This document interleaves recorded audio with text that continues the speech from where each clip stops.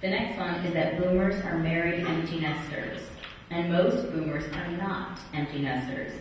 Our data suggests that only about 1 in 4 boomers fits the profile of married with adult children who have left the home. A significant number still have children at home. And then there's the rise of the, I love this phrase, the adolescents. So those are our kids who went to college and came back home, right? And they're back in the home. Still others are single and dating, and a third of boomers, over 23 million, are single, interestingly. Myth number 3, boomers are winding down with age. Absolutely not true. The average boomer participates in 10 extracurricular activities. They're quite active. So 80% of boomers took at least 1 trip last year. Almost half attend movies regularly. More than a quarter attended a concert. Almost a third attended a live sports event over the last year. Boomers are twice as likely to be doing those things than they are to be doing activities we measure like sewing or knitting, that sort of thing. They're 3 times as likely to be bicycling or swimming. When they're home, they're likely to find them listening to music or maybe cooking or painting. In part, it's because we can't wind down, right? More life events occur between the age of 50 and 65 than at any other time in one's life. The typical boomer experiences an average of 2 major life events each year. And those events can range from positive, like buying a new home, which actually 11 million boomers did recently, to retirement for only 5 million boomers, to starting a new job, and 7 million boomers started a new job over the last year. Myth number 2, boomers are the me generation, kind of self-absorbed versus their parents.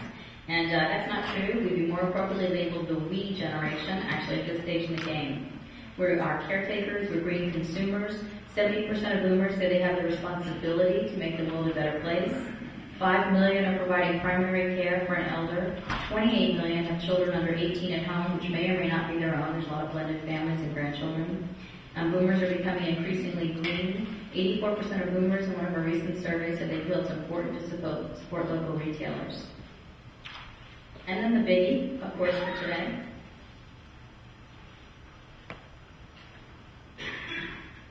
That boomers are technology challenged. So despite the fact that I can't figure out how to work this, we're not technology challenged. So this is my big focus for today. Okay, so just a few stats here. And you all may be very familiar with this, so I will whiz through them, but I'm happy to answer questions either later or, of course, at the cocktail party where I hope I see all of you. So 82% of boomers use the internet, obviously, and their online activities extend beyond just email, instant messaging, downloading music, financial transactions, online gaming. 64% of boomers have been online for 6 years or more. 7 million boomers with no children at home have a video game system in their home. Almost a third of bloggers are over the age of 45, and almost half of those 50 plus visit sharing sites like YouTube. AARP just started a social networking area on our website, in fact. Almost half of the 50 plus population consider themselves technology optimists, which is a great statistic. And that's defined by Forrester. I think we have some Forrester friends here, as those who embrace technology and believe that it will make their lives simpler and more enjoyable. 43% of those aged 55 plus believe it's possible to meet online and fall in love. Of those boomers who have cell phones, 75% of the young boomers use text messaging and 68% of the older ones are text messaging. Almost over half are using their cell camera, and about 40% of the young boomers are using mobile internet on their cell phone. 40% of adults 50 to 64 are playing online games, and they play it at the same frequency as the 18 to 29-year-olds, according to a recent Pew study. Here are just a few stats that I pulled that go into more detail on some of these issues. So we're using the internet like the under 50 crowd to stay in touch. So this is how many hours per week do you use the internet at home. And you can see the under 50 and the 50 plus are using the internet at home at roughly the same number of hours. And you can see it continuing actually all the way to the 70 plus. Yep.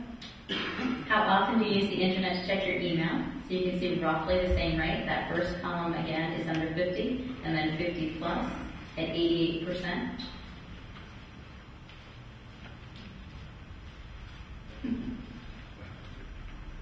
How important is the internet and cell phone for helping you maintain social relationships?